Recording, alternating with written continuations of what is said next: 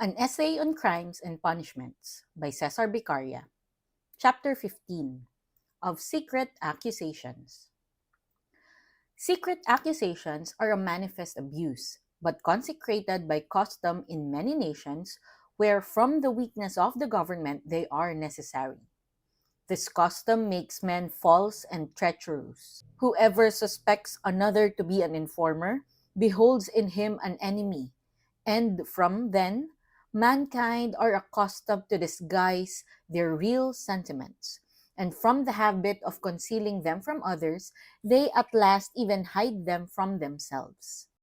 Unhappy are those who have arrived at this point. Without any certain and fixed principles to guide them, they fluctuate in the vast sea of opinion and are busied only in escaping the monsters which surround them. To those, the present is always embittered by the uncertainty of the future.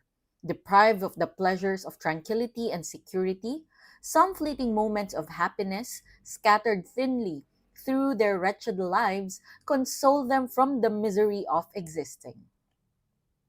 Shall we, amongst such men, find intrepid soldiers to defend their king and country?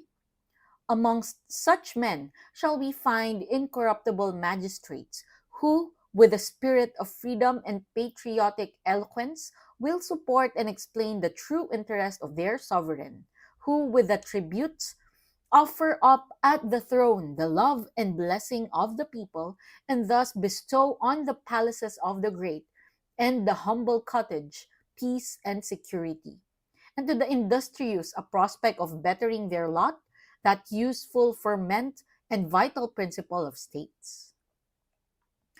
Who can defend himself from calumny, armed with that impenetrable shield of tyranny? Secrecy. What a miserable government must that be, where the sovereign suspects an enemy in every subject, and to secure the tranquility of the public is obliged to sacrifice the repose of every individual. By what arguments is it pretended that secret accusations must be justified? The public safety, say they, and the security and maintenance of the established form of government.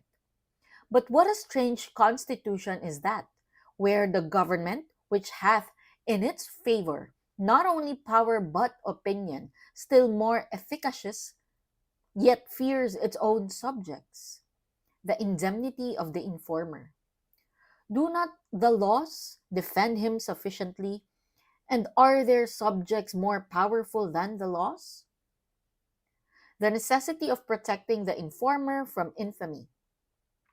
When secret calumny is authorized and punished only when public. The nature of the crime. If actions, indifferent in themselves or even useful to the public, were called crimes, both the accusation and the trial could never be too secret. But can there be any crime committed against the public which ought not to be publicly punished?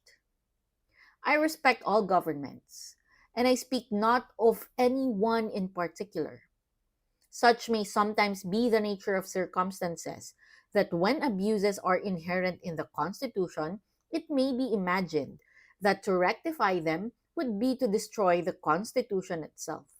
But were I to dictate new laws in a remote corner of the universe, the good of posterity, ever present to my mind, would hold back my trembling hand and prevent me from authorizing secret accusations. Public accusations, says Montesquieu, are more conformable to the nature of a republic, where zeal for the public good is the principal passion of a citizen, than of a monarchy, in which, as this sentiment is very feeble from the nature of the government, the best establishment is that of commissioners, who, in the name of the public, accuse the infractors of the law. But in all governments, as well in a republic as in a monarchy, the punishment due to the crime of which one accuses another ought to be inflicted on the informer. An Essay on Crimes and Punishments by Cesar Beccaria.